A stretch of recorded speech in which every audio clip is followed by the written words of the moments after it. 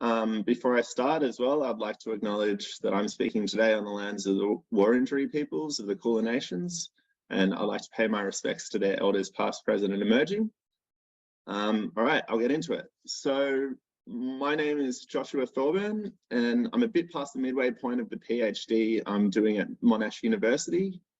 Quite broadly, my doctoral research is looking at a dozen different online forums that in some way discuss either experiences of singleness or dating strategies. And I really analyze my findings through a gendered theoretical lens. But today I'm going to talk about my research focusing on two of these forums, IncelExit and ExRedPill, that I think are really promising. Now, today's presentation is based on two separate articles that I've written about these forums. The first, which shares the title of today's presentation, was a shorter form preliminary discussion piece that was published in the European Journal of Cultural Studies, while the second is a much more thorough, fully fledged journal article that was recently published in Studies in Conflict and Terrorism. So obviously there's a lot I can't cover today, especially on the theoretical side of things. So if you find this presentation interesting, I'd really encourage you to read these pieces, which are thankfully available open access. So a bit of an agenda today. I know that a lot of people don't really know that much about the Manosphere, incels, or the red pill. So I'll give a bit of background about all of that. Next, I'll give an overview of the IncelExit and ExRedPill subreddits, and we'll briefly talk about how I conducted this research. I'll then talk about what I observed users from these forums said about how they became radicalized in the first place, before discussing what users said led them to leave behind these ideologies too. Following that, I'll discuss the broader implications of these forums, both in terms of the opportunities and advantages that they have, but also the limitations there too. All right, so let's get into it. So what is the Manosphere? Basically, it's this umbrella term used to describe a broad array of different online groups and figures who share overlapping anti-feminist and misogynistic ideas and language. Broadly, the Manosphere is undergirded by the belief that women have too much power in contemporary Western society, alongside varying biologically essentialist and pseudoscientific interpretations of evolutionary psychology about heterosexual dating patterns.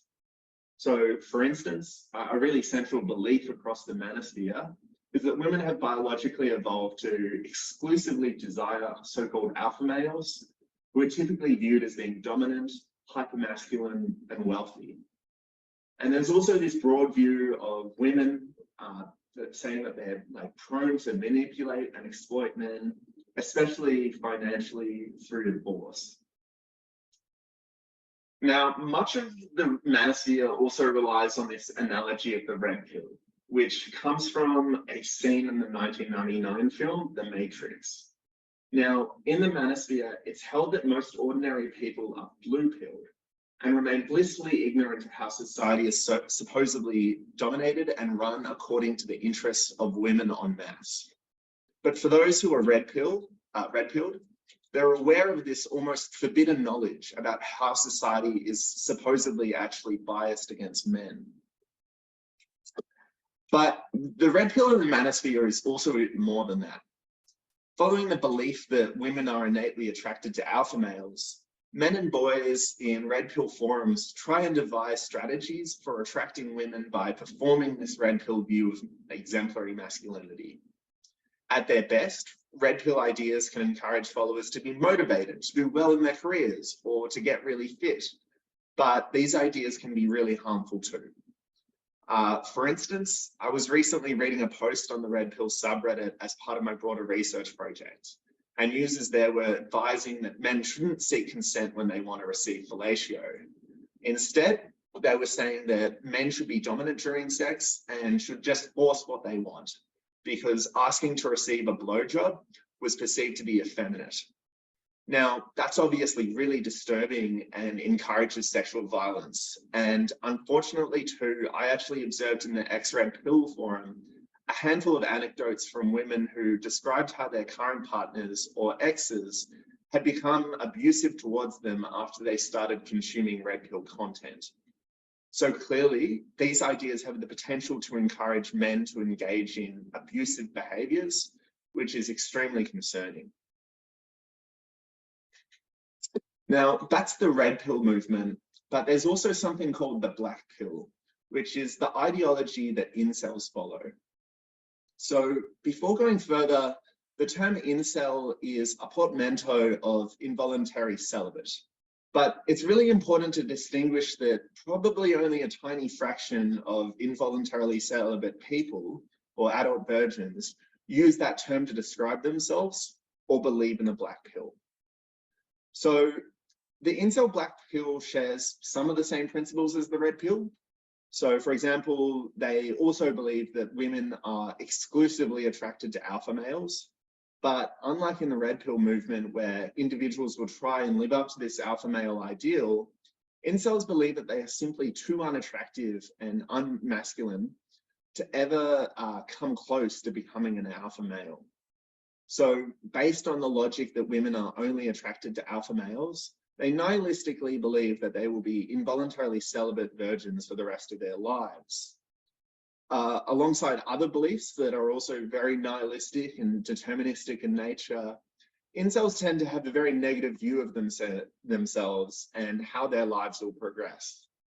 For some, this seems to encourage users to consider committing suicide or even to commit lone offender attacks like we've tragically seen in North America and Europe.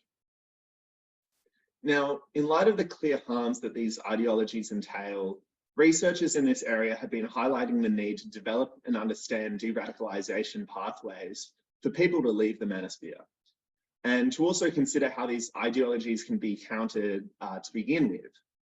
And that's where I think IncelExit and ExRedPill can come in, because both of these Reddit forums aim to do exactly that. So what are these forums? Well, to start off with, IncelExit was created in late 2019 by a former incel to provide a community support system to assist and encourage other incels to leave the movement. Generally, posts on the forums are by people who appear to be in the process of leaving the incels movement. And in response, often former incels or interested outsiders offer feedback to that individual. What's also promising is that some users appear to have some knowledge of Manosphere ideas, but seem to not be completely convinced by them either. And I guess what's promising about that is that this suggests that the forums might be helpful at diverting individuals away from the Manosphere who are vulnerable to becoming radicalized. Now, I guess the headline finding here is that these forums do appear to help some incels and red pillers to de-radicalize. To be clear, based on my research methods, which I'll get to soon, I can't really establish the amount or proportion of people these forums are able to help, but some users did post quite celebratory comments about leaving these Manosphere movements. But I do just want to clarify that when I refer to de-radicalization from the incels movement specifically, I don't mean to say that this should necessarily entail an individual losing their virginity or getting a girlfriend. Of course, this might be part of an individual story, and I did occasionally observe posts from former incels celebrating experiences like this. But I want to again clarify that the most important thing is that members of the incels community are able to leave behind the incredibly misogynistic views of the incel black pill, which I would also argue harms the people who follow these ideas as well. Okay, so moving on, the other forum I looked at is ExRedPill, which has about 21,000 subscribers on Reddit and was first created 5 years earlier in 2014. Ostensibly, ExRedPill is a space for former red pillars to discuss their experiences, but the forum is pretty lightly moderated in comparison to IncelExit. So you end up seeing quite a variety of users who post there. Positively, that still includes people who are in the process of de-radicalizing from the Manosphere or are questioning their beliefs. So it is really promising to see that those individuals have a space where they can solicit support. And again, people who have already left the Manosphere also participate in the forum to offer support, which is really positive. And, you know, I guess quite interestingly too, I mentioned earlier that some users who posted there were partners or former partners of men who had been radicalized by the red pill, who talked about their own experiences, which unfortunately often involved their partner becoming abusive. So for those individuals, although of course they're not using the forum to de-radicalize, I think it's positive that the forum can provide a space for people who have been harmed by the Manosphere to find the support of others who might understand their circumstances. But I think a limitation of the ExRedPill forum specifically is that there are lots of posts from individuals who seem to have no personal connection to the red pill at all, but are just going on there to rant or make fun of the Manosphere. And I think that's potentially really quite counterproductive, because it could make the forum seem like a hostile and unwelcoming place for any individual out there who is starting to reconsider their beliefs. So just before I go any further, I want to clarify how I actually conducted this research.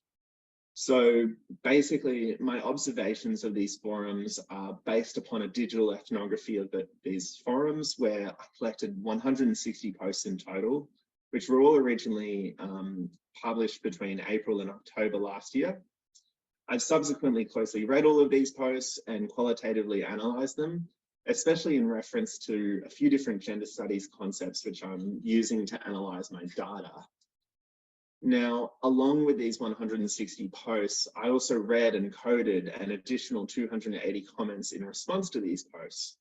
However, there were over 6,000 comments in response to all of these posts, so it wasn't really that feasible to read all of the comments. And the way I coded a portion of these comments was really quite subjective, where I just focused on the comments that were particularly interesting, such as those that had come from people who had left the Manosphere.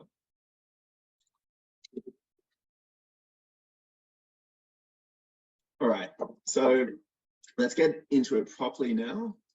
You know, as a researcher in the space, I think the most insightful aspects of these two forums is that many users would describe how they became radicalized to the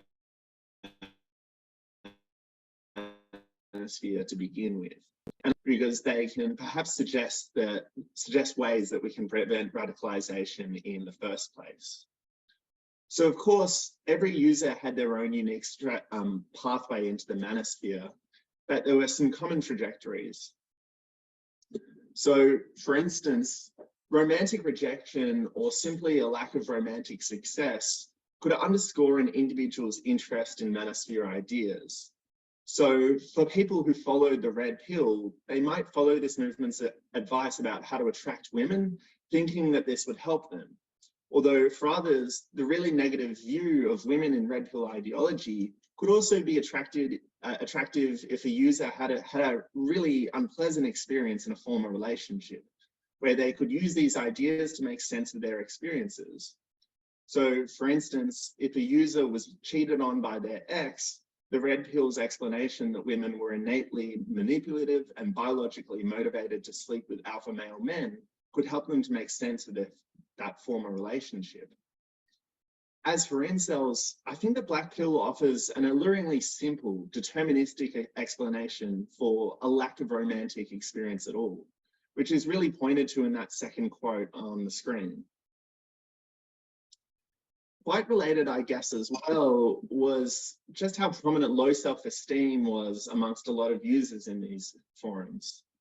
But importantly, this low self-esteem was highly gendered. So for many users, they described how they didn't feel masculine enough, especially in comparison to the very rigid and generally unobtainable ideals of what alpha male masculinity is like, according to the Manosphere. Again, this could also explain a lack of romantic success. So to illustrate this theme, I'll just read this quote here from a user on ExRedPill.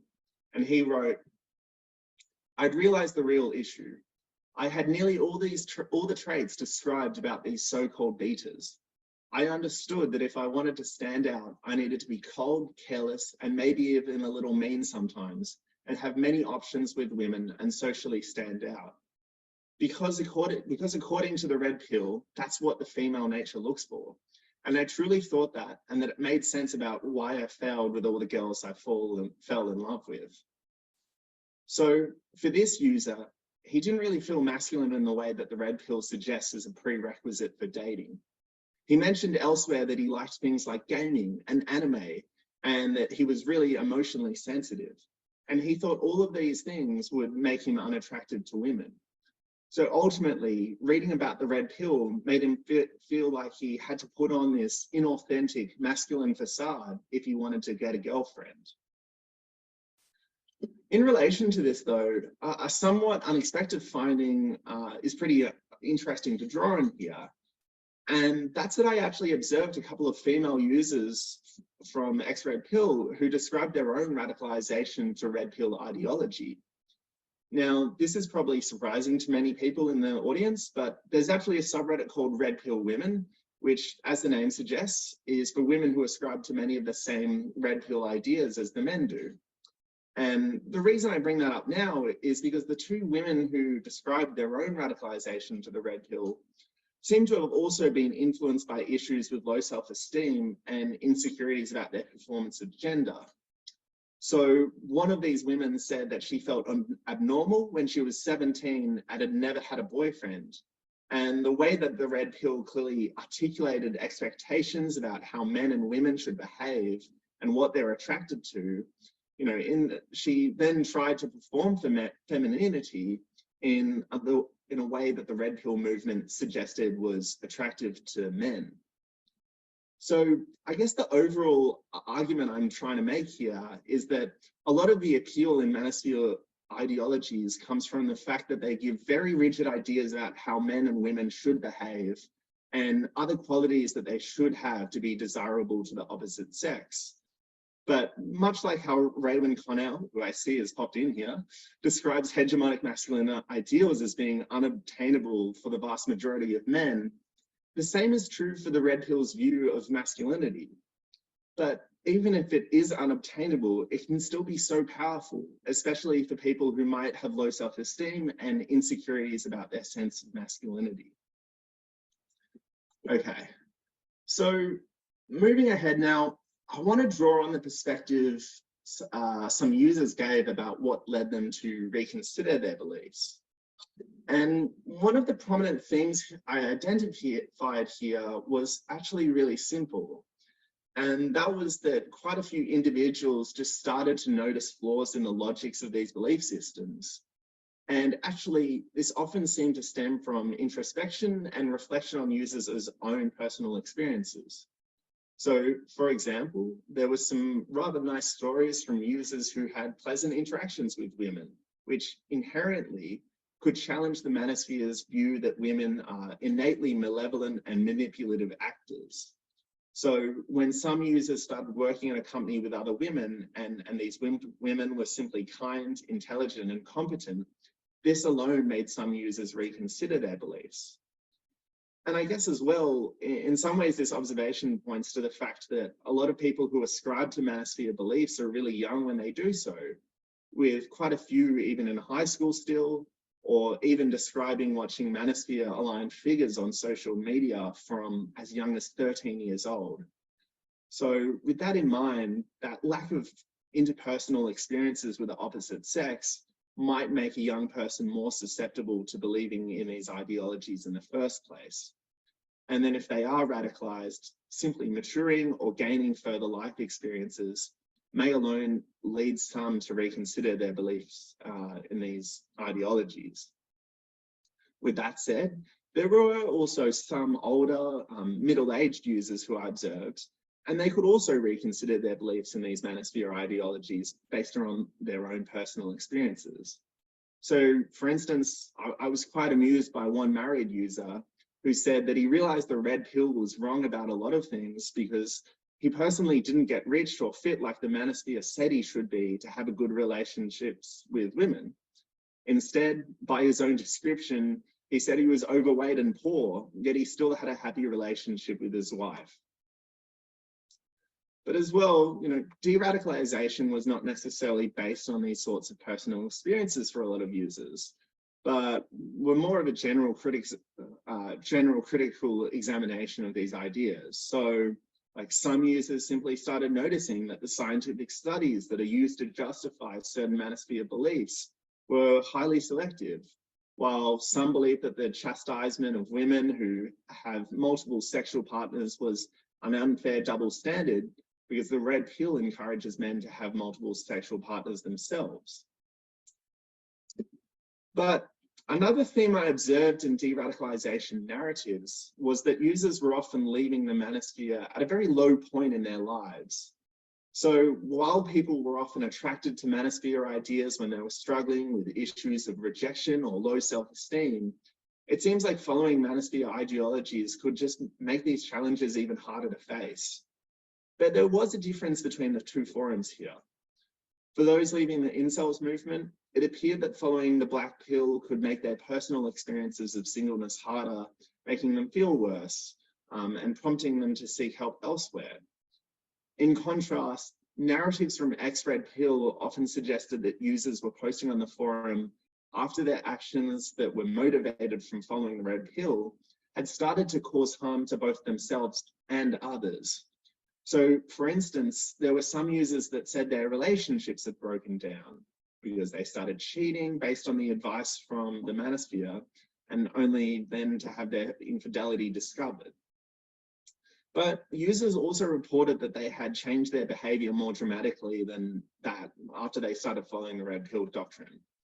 One user in his early 20s reminisced that he, and I quote him, used to be such a kind and relaxed guy before he started watching the videos of multiple pickup artists and Manosphere social media figures, which he said turned him into a dickhead with anger issues, to quote him. And more seriously, another user said that the red pill led him to psychologically abuse his ex-partner, which corresponded with perspectives from women who said that their partners had become abusive after following the red pill. So I guess through recognizing these harms that users had caused to others, or through simply facing the consequences of their actions, this seemed to be a common aspect of how followers of the red pill started to reconsider their beliefs. Now, moving on again, I just wanted to touch on some of the conceptual debates in the critical studies in men and masculinities field that I dive into more thoroughly in the article. So basically, there's ongoing discussion by quite a few authors in this area about how prominent masculinities concepts are not always able to account for people's abilities to change and grow. For example, there's a few authors that criticize the concept of hybrid masculinity as being unable to view any changes of masculine performances as being like hegemonic masculinity in disguise. And look, I tend to agree with this critique, and I use these narratives from men and boys from these forums who have taken the initiative to reconsider their belief in misogynistic manosphere ideas as being quite an interesting case study for this debate. And related to this too, at various points in the article, I've critiqued this idea of aggrieved entitlement, which its principal advocate, Michael Kimmel, suggests ultimately underlies quite variously, like everything from the enactment of school shootings committed by men and boys to even the election of Donald Trump. And look, it's actually an idea that I like for a lot of reasons, but it's one that I want to push back against in various ways too. And I guess the mechanism that Kimmel imagines aggrieved entitlement operates on is basically this. Men and boys who feel entitled to women, who feel like they're being treated unfairly and feel humiliated and emasculated by their lower masculine status, may use violence against others who have been perceived to have wronged them. And as I and others have pointed out, this concept can be quite helpful to understand the actions of lone offender attacks committed by men who have been influenced by incel ideology. Like I said, I do like this concept overall, but one of the critiques I have of it that I discuss in the article is that there's no mechanism within Kimmel's articulation of the concept to account for men's agency. You know, many men might feel entitled, unfairly treated in society, and humiliated, but how many of them actually go on to commit violence? And ultimately, many men might feel aggrieved and entitled, but I don't think we should assume what actions, if any, they might take in response to that emotion. So I think, again, agency must be recognized in this concept better. And I thought one particular user from IncelExit had a really interesting post relevant to this. And in it, he was asking for advice on the forum and was describing how he would feel illogically upset and seemed to be quite humiliated when his female friends did not quickly respond to his text messages. And he didn't feel this way when his male friends didn't respond to him quickly. So really, he was feeling entitled to an immediate response from his female friends, but not his male friends. But instead of getting unfairly upset at his female friends, this younger guy was able to reflexively consider why he felt this way and ask for advice on the forum. So, you know, ultimately, this guy seems to have felt aggrieved entitlement, but he had the agency to reflect on how he was feeling, which ultimately meant that he didn't seem to have done anything harmful in response to this feeling, which is certainly very different to how Michael Kimmel describes this concept. Okay, so zooming out here, I want to discuss what I think are some important implications of this research, especially in terms of how we can best assist individuals to de-radicalize from the manosphere, but also how we can attempt to divert people from going into the manosphere to begin with. But while going over this, I will also touch on how these forums are often quite limited in what they can achieve. So when I've been talking to people about this research, I've often gotten questions about what I think governments could do to help de-radicalization efforts.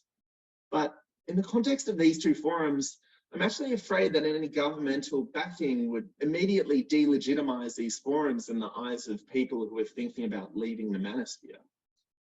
Because although I haven't really mentioned it in this presentation much, but within the manosphere, there's a lot of conspiratorial anxiety about governments who are seen as nefarious blue-pilled actors. And as well, earlier research done on de-radicalization and pre-existing groups like Laugh After Hate and Exit Australia certainly suggest that having former extremists act as mentors for people who are trying to de-radicalize can be really effective. So I think that the grassroots nature of IncelExit and ExRedPill seems to be a really promising approach. Although, again, I think that the limited moderation of ExRedPill, where outsiders often post just to rant about the manosphere, is a drawback of that forum. And in the recent article, I make reference to Vivian Jones' work, who talked at TASA recently, which discusses how oppositional counter narratives like this can be ineffective for de-radicalization. But, you know, I don't mean to say either that governments can't do anything to address the rise of the manosphere or online misogyny more broadly. I think there's actually a lot that can be done, especially on the preventative side of things. And, you know, credit where it's due, I think a lot of the advertising done surrounding the importance of respect in relationships is really positive. And likewise, I certainly support the greater emphasis on respectful relationships in school curriculum too. I think more can certainly be done, but it is a good start. But at the same time, you know, obviously a lot of teenage boys are simply disengaged in class. And the quality of sex education and respectful relationships curriculum is probably going to vary a lot depending on where someone goes to school. And of course, you know, these sorts of messages are competing against misogynistic content online, often disseminated by figures like Andrew Tate, who deliberately seek to manipulate social media algorithms. So ultimately, I think it's really important that we meet people who are at risk of falling for these hateful ideologies where they are, which is online. So I think the accessibility of IncelExit and ExRedPill is really promising. Now, I'm going to come back to the point about what else I think governments can do, but I just wanted to highlight a really wonderful YouTube channel, which I observed a few people in IncelExit and ExRedPill recommended. So this YouTube channel is called Healthy Gamer, GG, and it's hosted by a psychiatrist, Dr. K, who is a former gaming addict himself, and he offers really great mental health advice online. And I just think this channel is really fantastic. Although it's not targeted exclusively towards people in the manosphere, Often the videos talk about anxiety, low self-esteem, romantic rejection, loneliness, and other difficulties that many young men and boys face. And Dr. K, he's highly qualified, gives great advice, and I think is very relatable to his audience. And, you know, look, obviously those sorts of videos are unlikely to be as helpful to a person and, say, seeing a therapist themselves. But these videos are watched by millions and millions of people and seem to help a lot of people out there. And as well, you know, considering that a lot of men in particular, you know, are worried that seeing a therapist is something that might be seen as a sign of weakness, this sort of online content may be less stigmatized and accessible. And I think this is really important in the context of preventing radicalization to the manosphere. You know, as I've discussed earlier, a lot of people turn to the manosphere when they're really struggling with issues like low self-esteem or comprehending rejection and loneliness. So I think if a young person was struggling with those issues, if they come across this content online, instead of the sort of pickup artist or motivational self-help videos that are often done online by red pill figures, this may help lots of people to avoid falling for manosphere ideologies in the first place. So of course, governments should firstly endeavour to improve the accessibility of mental health support for young people more generally, because, you know, quite frankly, it's just exorbitantly expensive for a lot of people. But as well, I think if policymakers considered offering grants to mental health practitioners to make more online content like what Dr. K offers, this may end up being a cost-effective strategy to help young people, which would hopefully in turn reduce the amount of people being radicalized into the manosphere. So that's just some food for thought, but I'll be the first to admit too that online support, whether on IncelExit, ExRedPill, or on YouTube, is always just going to be insufficient for a lot of people.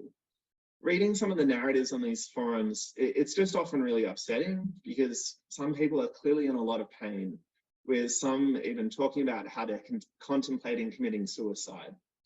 And what I observed sometimes in IncelExit and ExRedPill was that some users would post multiple times on the forum about how much they were struggling, and it was clear that the advice of others on the forum was just not enough support for them. So, for instance, while I'm not qualified to make psychological diagnoses, sometimes the issues with like low self-esteem were so extreme that it appeared that some users were suffering from body dysmorphic disorder. And in the recent article, I mentioned one exchange I observed on IncelExit where, you know, someone commented very sincerely to another user, and very sympathetically, I thought, saying how, you know, that person had personally suffered from body dysmorphia and suggested that the user who was posting might also be struggling with the same thing. And in response, the user admitted that although they looked into the condition and realized that they had every symptom associated with it, they adamantly rejected the user's advice, saying that they don't suffer from genuine body dysmorphia, they're just a repulsive individual. And I guess this exchange just again points to how many people seem to be radicalized to manosphere ideologies because they might be really struggling. And as well, I think these difficulties that a lot of users continued to talk about while they were in IncelExit and ExRedPill, which were often still accompanied by an endorsement of certain manosphere ideas, really show that de-radicalization is often a really complicated and difficult process, and it's by no means guaranteed. And, you know, these narratives also suggest that these forums aren't a silver bullet for a lot of people, even if they do appear to be helpful for others. All right, I think I'll leave it there so we can have some time for questions. Yeah, thank you so much for listening. Thank you so much, Josh, for a timely and very important sociological study. I'd like to invite questions or comments.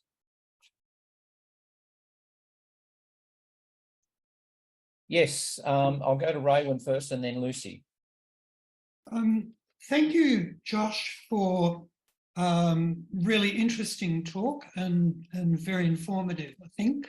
Am I coming through, by the way? Is the sound okay? Yeah. Oh, good. Look, really some further questions, basically. A lot of this material sounds to me like what one expects, especially in adolescence with young men, negotiating the complexities of adolescent relationships. You did mention very briefly at one point there being young participants in this, and I wondered what evidence there is, or what impression even you have of the typical age of people in these forums. Secondly, I wondered about the place that this material is mostly coming from.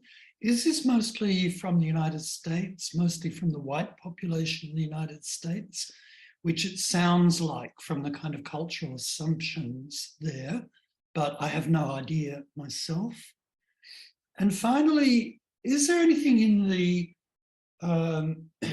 exit forums that points to actual, face-to-face collectives that people connect with or can connect with, given the limits of that you've very helpfully suggested of the online support? Those are basically the questions that came up for me. All right, thanks, Rowan. Yeah, on the question of, I jotted them down. So on the question of age, I don't have, hard facts, because just the nature of my research methodology, it's often just difficult to ascertain completely. I would say that generally the youngest you'll see is some users in high school. So I think I saw some users who were as young as 15, but they would refer to, starting to watch Manosphere videos as young as 13. And so I guess something that you can observe doing digital ethnography is often users on Reddit will be like, if they're a 19-year-old guy, they'll put in brackets like I, and then in brackets 19M. So they'll say like, I'm a 19-year-old male. So generally speaking, I would say that most users tend to be within like 15 to 25. That seems to be the more common ages, especially for the incel forums. The red pill forums, there's more variability. Like there's certainly some younger users too, but you more often see some older users as well. I think the red pill has just been popular for longer. And yeah, so it does seem to be slightly older, but yeah, generally speaking, the Manosphere often appeals to younger men and adolescents. And I think, like you were kind of saying that in your question, like it is a time when, teenage boys and young men, they're navigating their identity. So it makes sense in that respect. Elsewhere in the Manosphere though, like I'm doing research on a forum called Men Going Their Own Way. And that's quite notable because users there seem to be much older. Like they tend to, I think a lot of them seem to have come to the group after going through like a divorce. So yeah, there's varied ages across the Manosphere, but in incels, and they do tend to be younger. Regarding place and geography, they do tend to be like pretty US centric, but certainly not exclusively. This is in the context of English language forums, so you would expect them to be across like the US, Canada, England, Australia, and that's relatively reflective. But because English is spoken so much over the world, that you see a wide variety of users from like anywhere from India to elsewhere in Europe. There are also, like, I know there are German language incel forums. I know there are French language incel forums. I believe that there are somewhat equivalent forums across Asia. To the question on ethnicity, they're actually very multicultural forums. I wouldn't say that they're like, any particular type of ethnicity is more prominent. There's been in a lot of media about incels, there's you know, often discussion about the links between the incels and the alt-right white supremacist movement, and there certainly is overlap there.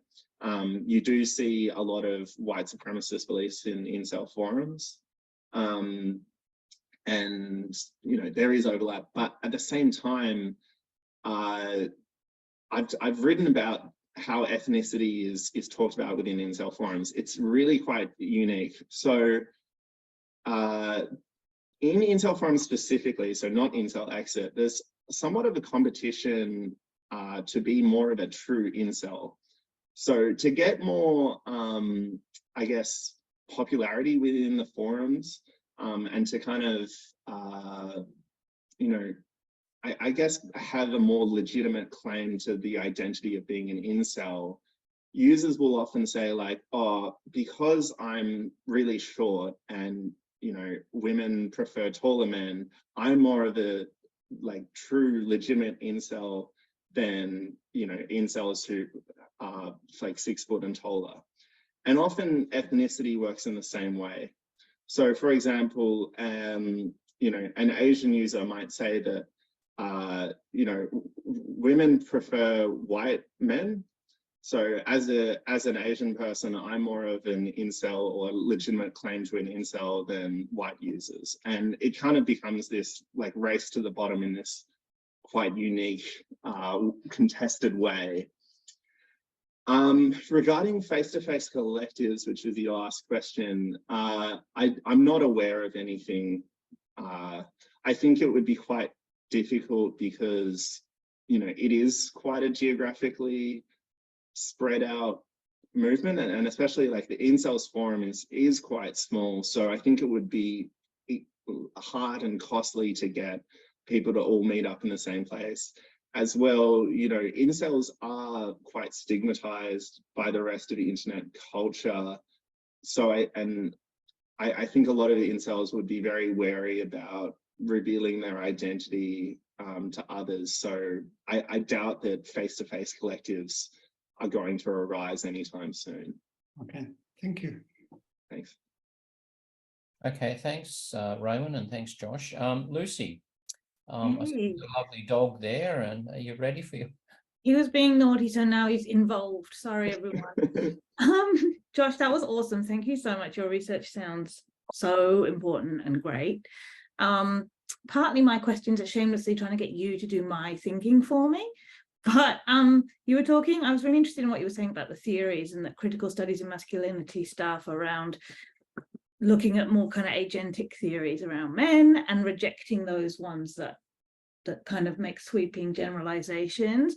And yeah, I've noticed as well that most of the theory that gets used in this stuff is the aggrieved entitlement framework. And I was just wondering if you can see a way through, like, have you considered how theoretically we might be able to account for that, what that distinction is that makes some people feeling the same thing choose one path? And I was wondering if you thought that it might be a sort of psychosocial approach, given that you were talking about the sort of psychological help that people were getting online. So that was my first question, was to ask you to make a new theory, please, with your PhD. And the second one was, you were talking about respectful relationships education and how it's probably quite limited.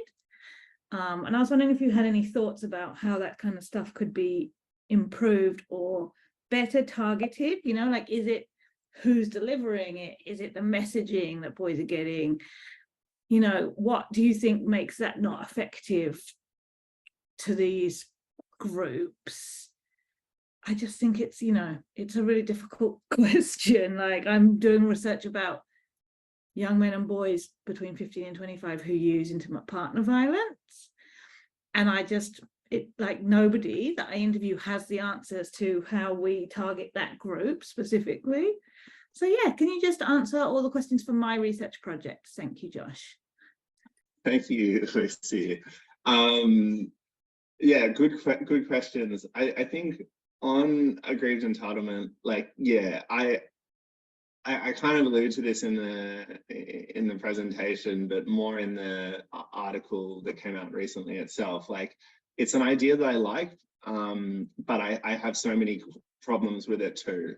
like, and I think I've had your work on my like to read list for a while about like post-structuralist kind of masculinities critiques. And I kind of am critiquing aggrieved entitlement from a similar kind of vein. I think one of the problems I have with it is that it kind of assumes that like it's a masculine emotion, and I think that is quite an essentialist kind of claim that's quite unfounded. So yeah, I guess I have got something written in my thesis that is kind of reformulating aggrieved entitlement. And I hinted it in this article that I've got another idea I'm working on too called aggrieved desire, which is kind of splitting like, you know, I think something that's quite important to distinguish is that, you know, incels do not speak for all people who are involuntarily celibate or virgins. And, you know, I'm looking at other forums like Forever Alone, which is a subreddit on Reddit. And, you know, although that forum can often be misogynistic itself, you know, there's a lot of sentiment there about just people that I think are understandably struggling and feel frustrated about being single and being lonely. But that frustration doesn't like verge into a sense of entitlement to be in a relationship. And I think that's such an important distinction. And I think the sort of responses that come from feeling entitled to sex, entitled to a relationship versus, you know, understandably wanting or desiring a relationship is quite different. But, you know, I also want to unpack, like, I think responses to aggrieved entitlement vary a lot. Like I did with that quote in this presentation, you know, just because someone might feel aggrieved and entitled, they might be able to recognize that. And yeah, I guess that's, and I think inherently I'm kind of like bringing agency into that idea. But I do like aggrieved entitlement as an idea. I think there's at its core, there's some really, yeah, I find it quite compelling in a lot of ways and useful to frame this analysis. That, yeah, I do want to kind of reformulate it a bit.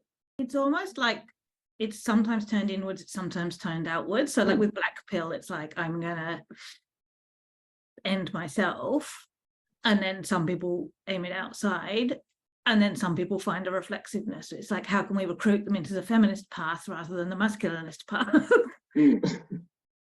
And yeah, and I think something as well that I touch on in the article is that, like, some people seem to you know, fall for like the Black Pill ideology, and they don't necessarily feel like as much anger towards women. It's more like that self-internalized self-hatred. So that's quite different again, and the sort of responses that you might imagine could be very different for, you know, that sort of difference. Going to your question before about how respectful relationships education can be better targeted. Look, I don't think I can talk too much on that because I haven't been involved in respectful relationships education. I certainly might be interested in the future. I think it's just like, you know, it's not too long ago that I remember being in high school, and like I just remember that in like my sex ed classes, like there's always going to be guys that think it's a joke, that think it's silly. And, you know, especially in the context of like, whoever you might have teaching might be so different to that student. Like if I talk in the De-radicalizing potential article about, you know, Bandura's kind of social learning kind of theory, and like, you know, if you identify with that person, you're probably more likely to learn from them. But inherently, like, you can't just be like, all right, we can only get educators that are like young men, or are just like, so there's just difficulties in that. And especially, you know, the whole kind of persona that kind of manosphere figures on social media will put on is aimed to be desirable to their target audience of like teenage guys. Like, think of someone like Andrew Tate. Like, they're trying to, like, it's almost like it's almost a ridiculous kind of idea of what like masculinity should look like that's kind of deliberately designed to appeal to that target audience. And you know, when you're trying to push back against some of those things in a respectful relationships education, like it's just a difficult thing. So yeah, I think it's not, I guess my overall argument is not to say that we should get rid of respectful relationships education. I think it's incredibly important and it should be like improved and invested in more. But, you know, I think it's more online. There are possibilities for further resources like Healthy Gamer GG that, you know, kind of touch on the same issues that might draw someone into the manosphere, but are able to give like advice that isn't, you know, leading to these really misogynistic, you know, ideas about how to respond to, you know, feeling like struggling when you're a teenager or something like that. Yeah. Thank you so much. Hurry up and publish your paper about aggrieved desire. That sounds amazing and I want to read it. All right. Thanks, Lucy. Yes, it does sound very interesting, and I'll put my hand up for a copy of that as well. Are there any other questions or comments? Yeah, hello. Thank you, Josh. I don't know if you can hear me. My name's Kristen. We met at TASA last year. Congratulations on your research. It sounds really interesting. I've had a quick look through your paper as well. I was just interested if you could talk a little bit about what it was like to work with Reddit material. Was there anything unexpected? And if you've published on this already and I haven't seen it, please just point me towards it. But yeah, from I guess a junior sociologist, I'd just be interested to hear what it was like to work with that content. Thanks, Kristen. It's a good question, and it's good to see your face again. Yeah, there's so much to that. I especially like I'm looking at a really wide range of different groups, ranging from like, you know, incels to female incels to groups like Female Dating Strategy, which are kind of like pickup artists for women. That's not a perfect comparison, but you know, I'm looking at a really wide array of different groups, and sometimes, and yeah, it's a very unusual thing to be doing. I don't really know what advice I can give you, really. Like, I think sometimes, yeah, I don't know if your research is particularly troubling, but like sometimes I'll read narratives that are really distressing, like if they're talking about suicide or if they're particularly hateful, it can be challenging. Even like, you know, I read some forums and they're quite misandrist, and it can be a bit affronting because I'm like, hey, like, so I don't know, sometimes I just need to take a break and have a walk and listen to some music. But I'm not sure I can give much advice, really. That's okay. I guess methodologically, it seems like such a really rich place for data. Yeah. Yeah, it can be really interesting. It certainly can be.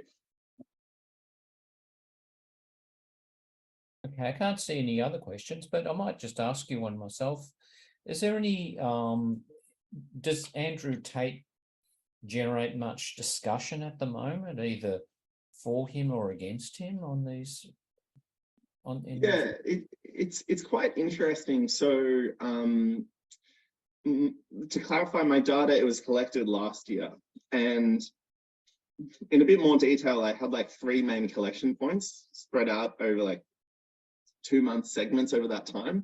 And in the first 2 months, like the first 4 months of my like 6-month data collection period, there were basically no mentions of Andrew Tate anywhere across all the different forums I looked at, and I'd never heard of him.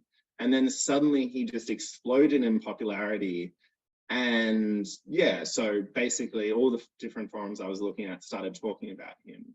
But it's really interesting that he's not as popular within the manosphere as you might imagine. The same kind of critiques that I guess a more mainstream critiques of him as being someone that's like a bit of a snake oil salesman, you actually hear a lot of the same things within the Red Pill forum, which is really interesting. And as well, they kind of feel like he's kind of like appropriating their ideas, but they disagree with how he goes about certain things. But then there's a segment of that forum that really likes him, and then there's a segment of that other forum that that also thinks like he's full of bollocks.